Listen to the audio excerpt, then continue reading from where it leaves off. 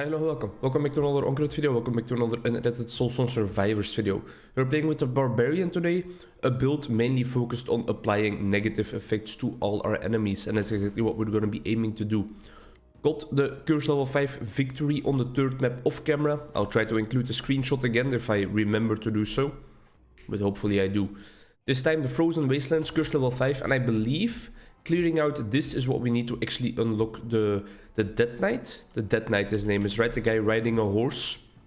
Really looking forward to that. Looking forward to seeing what that character has in petto, has in store for us. What that character is able to be for us, to do for us, and what we are able to do with that character. Maybe it unlocks whole new potentials. Maybe it unlocks whole new build types. Either way, I'm just looking forward to discovering the final piece of the puzzle. The final character that we haven't played before. Very fun things looking or coming up ahead of us. Here we go. Instant multicast on the bleed applying ability. That's going to be very nice. And as you can probably hear, my illness, my sickness in Uganda has almost faded away. If you get that reference to respect points, it's quite old, but I think it's quite a commonly known one. Maybe not for the younger audiences though.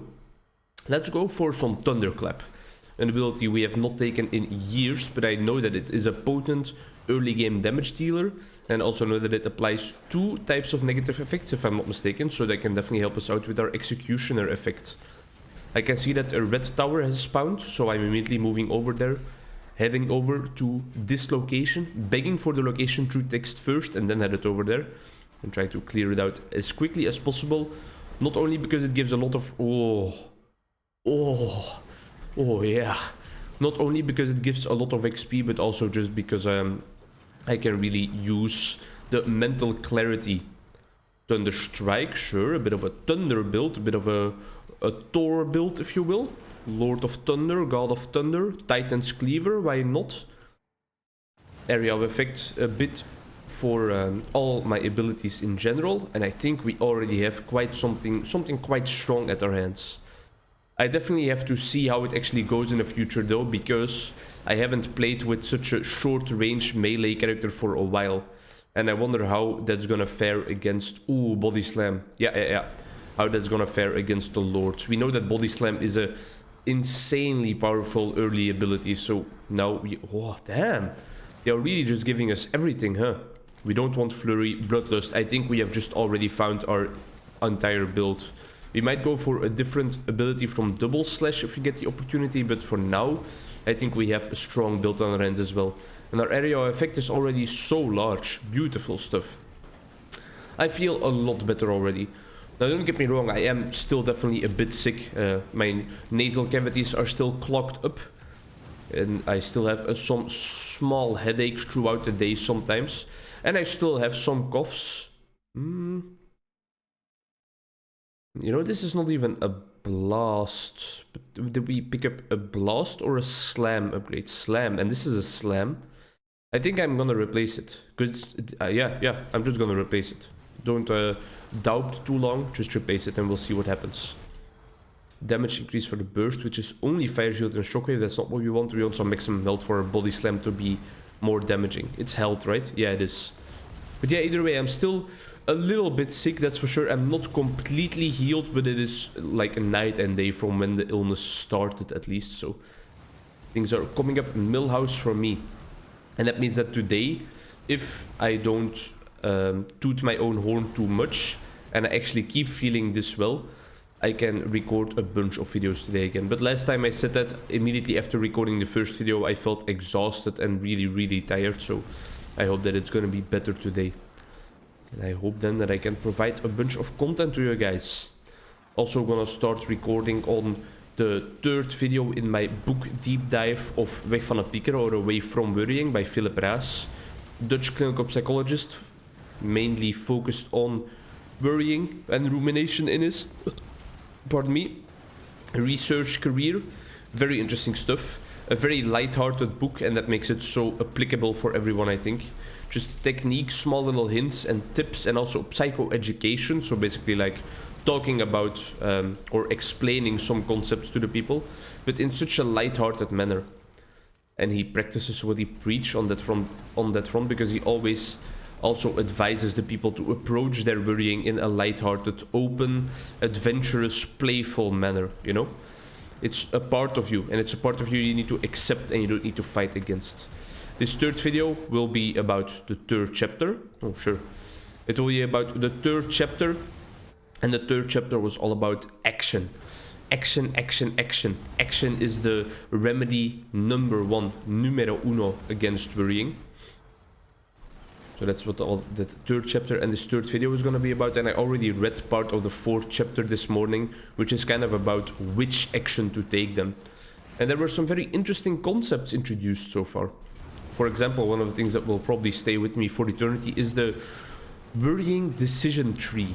I'm definitely also going to try to make a short about it, because I think it's just very helpful for a bunch of people to quickly hear this short snippet of information of psychoeducation or of a little intervention you can do on yourself.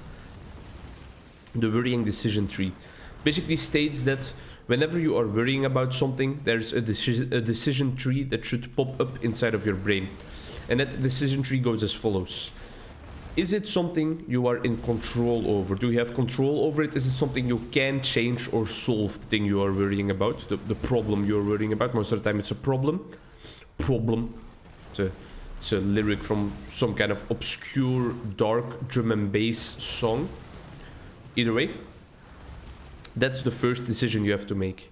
If the answer to that question is yes, you have to ask yourself, is it something I can solve right now?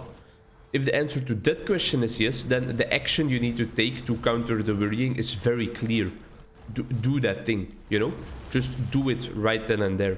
If you're, for example, lying in bed and you're worrying about, oh, I still have this window open in the other room, the action you have to take to act as a remedy against that worrying is very clear, isn't it? Go close that window and then you'll be able to sleep, or at least you will probably be better able to sleep.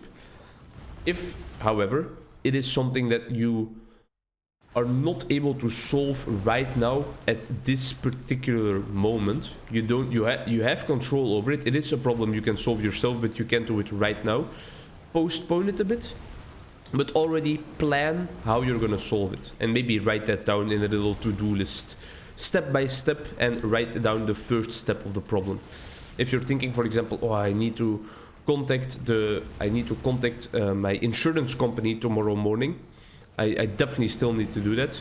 It's not something you can do right now, because I mean it's 11 at night, you're trying to sleep, the insurance company people are not going to be at work anymore, they are home with their families 4 hours already, probably watching a nice little soap opera on TV with their wives and husbands. Either way, I digress.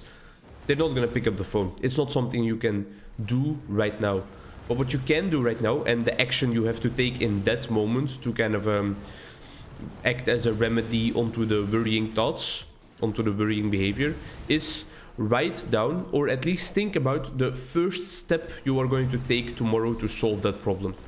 And in this case, it could be you need to write it down concretely, time-bound, a realistic goal. For this case, it might be tomorrow at 10 in the morning, I'm just going to pick up the phone and I'm going to call them, and you write that down, and that was your action. Beautiful. Good job. Now you can try to sleep again. And it's no use worrying about it anymore, because you now know what you're going to do tomorrow, and you know what you're going to do about that problem that you have. So, you know, that's all there is to it. And it's definitely an experience that you have to learn. You have to, well, the learning experiences are of vital importance when you are learning how to deal with your own worrying. Because next time you can remember it, and you can be like, oh yeah, it worked out like that last time. I slept well and I did it in the morning and it wasn't that bad at all. And that's something you definitely need to remember for the next time when you're lying in bed and you're thinking about, okay, now I wrote down that I have to do it this morning, but I'm still worrying about it because what if and why can and how can, you know? And then you can just remember, no, last time it went okay, this time it will surely go okay as well. And very interesting stuff. Interesting, lighthearted, and easy, right? It's an easy intervention. It's something everybody can do for sure.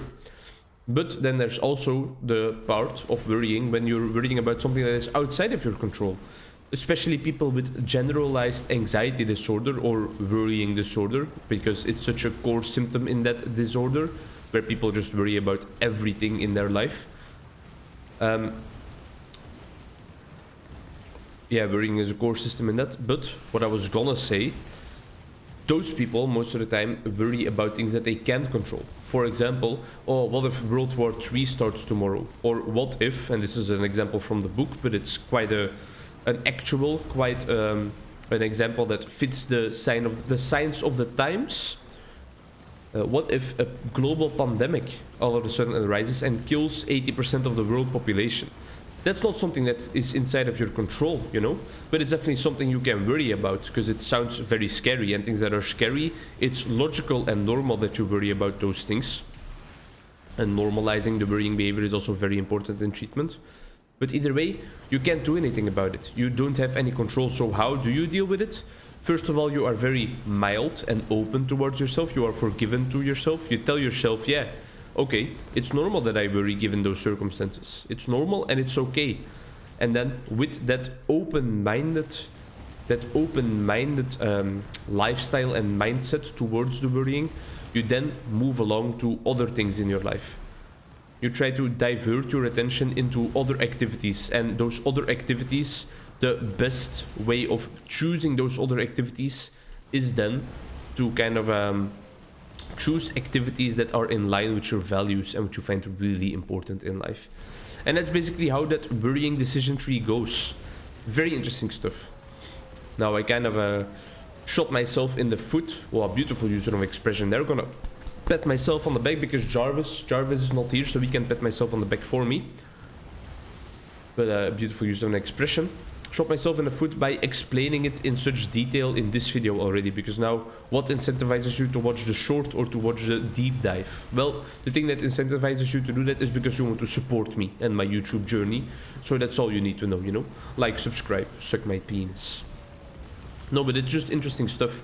And I think worrying is an interesting topic to talk about because, sure, it is inside the field of clinical psychology, it is in the domain of clinical psychology, but it is something that each and every single one of us encounters someday or multiple days. At least, like, what did the book say? I think at least... No, that was about insomnia. Disregard what I just said.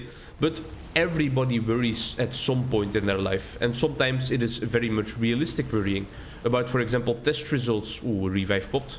About test results you still need to receive or stuff. It's very normal and logical that you worry about that stuff. And you should be mild towards yourself about that.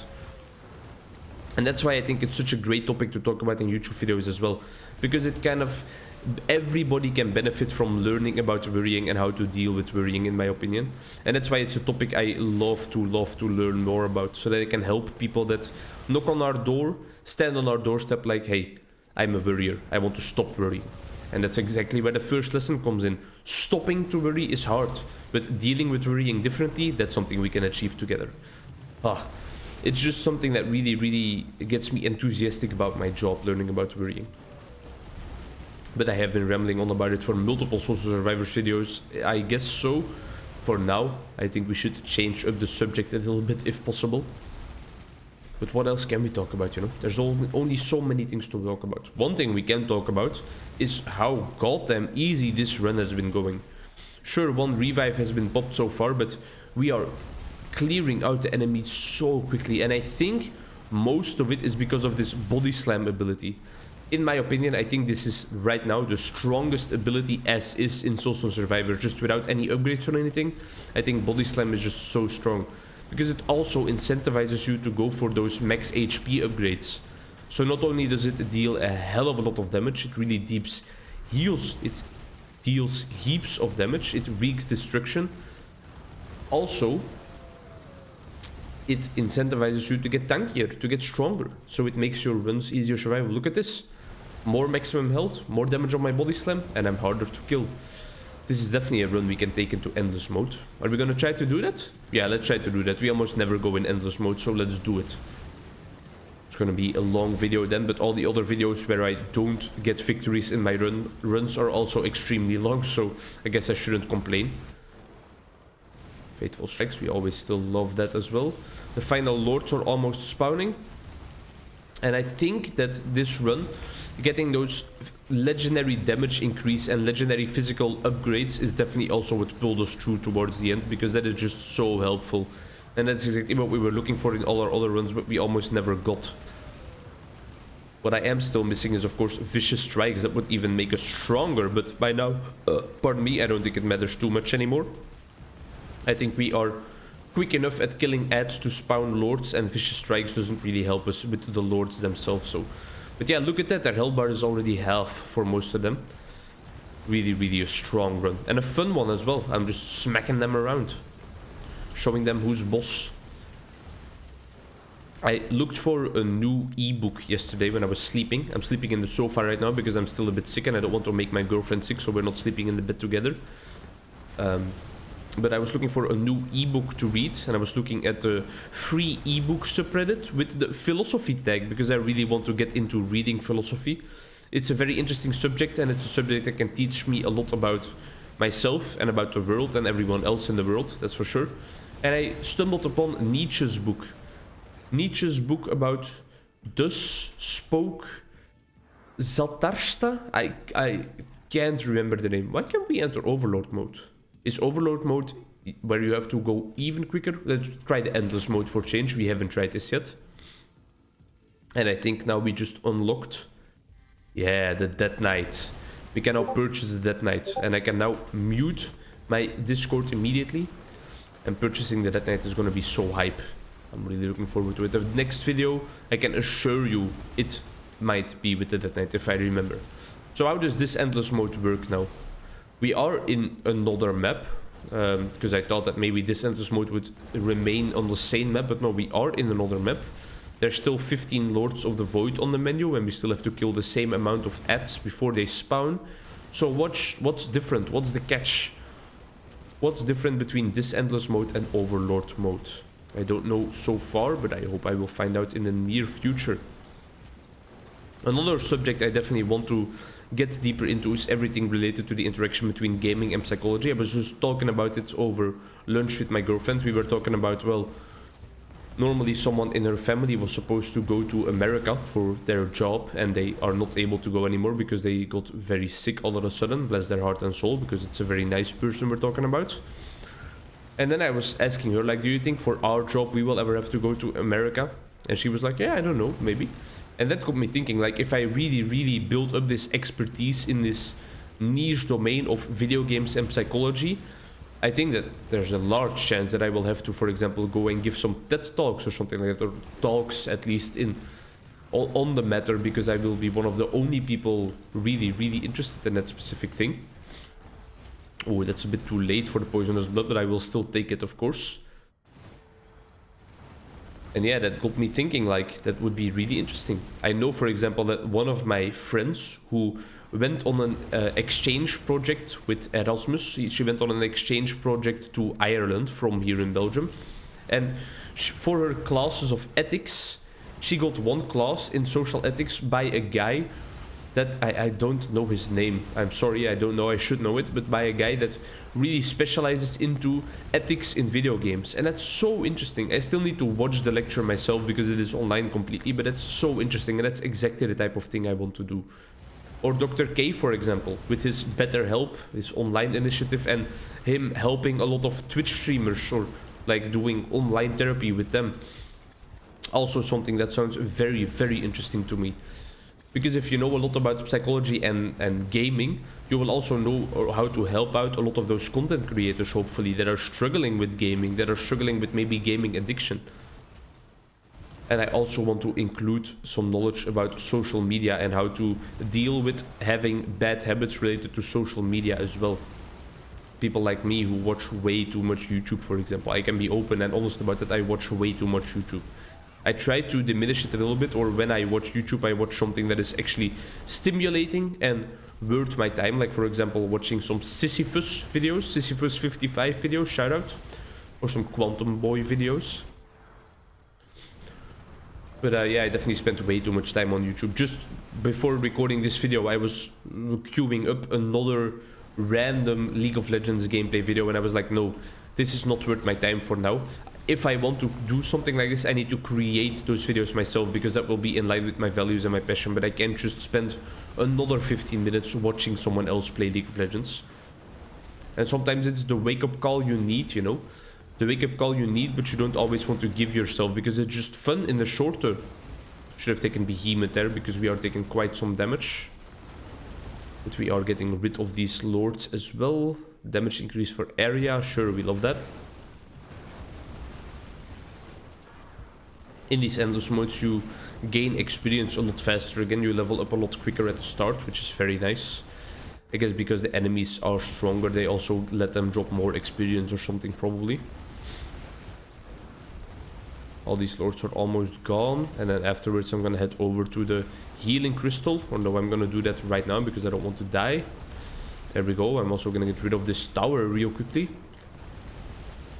And then head back into the Lord's domain and really get rid of them once and for all. Come on, you guys stand no chance. You know it. There we go. One down. Some movement speed, even though I should have taken Behemoth yet again there. Two down.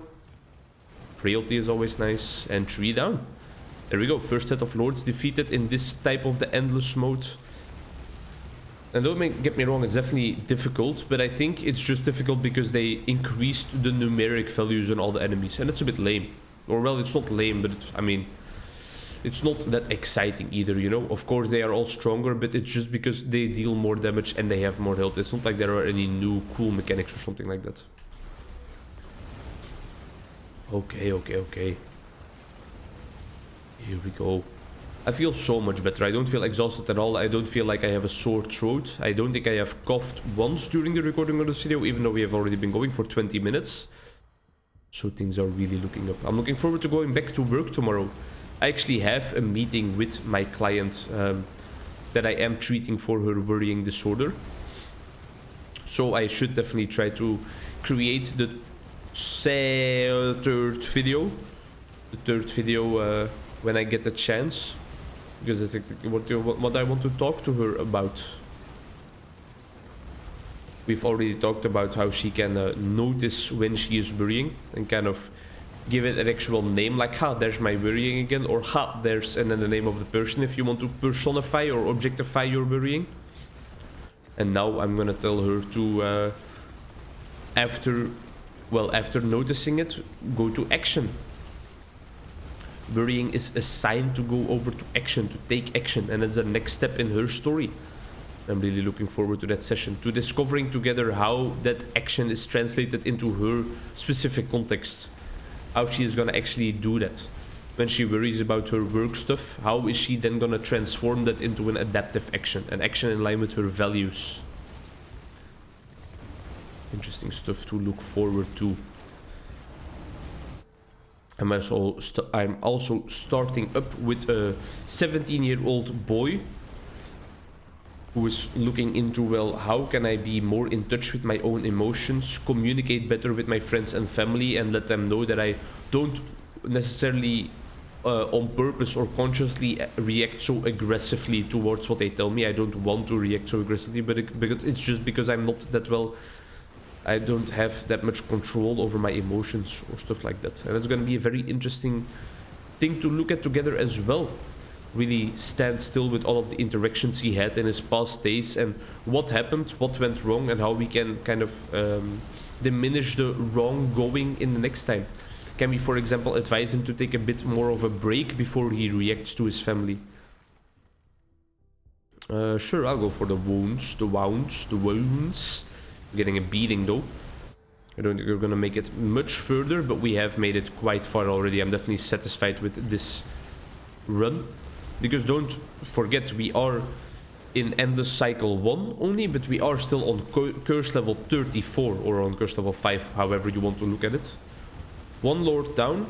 Let's try and get this gem if we can. Hopefully level up from that. No, we did not. Oh, now we're really almost dead. Just keep on moving. Another Lord down. Oh, we died. Reach experience level 100 in a single run. Yes, we did that. Weapon expert. You start the game with a special weapon skill for your currently selected weapon. Cool. And Savage Strike. A massive strike in front of you. 4000 damage divided equally among all enemies hit. Definitely a strong ability for right at the early game. Alright, well that was quite a successful run. Not prestige level 60 though, but we made a lot of progress. And then in the next video, it's Dead Night time. Oh yeah. that nighttime on the final map. Curse level 5 on the final map. And then we will be going into Curse level 6.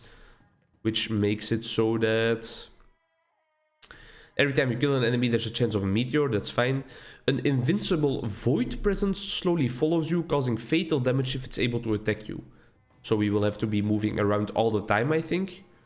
Corrupted Void Hunters now spawn more frequently and reduces all healing received. Ooh, that sounds like a hassle, but we will get over it. Thank you very much for watching. See you in the next one. Bye.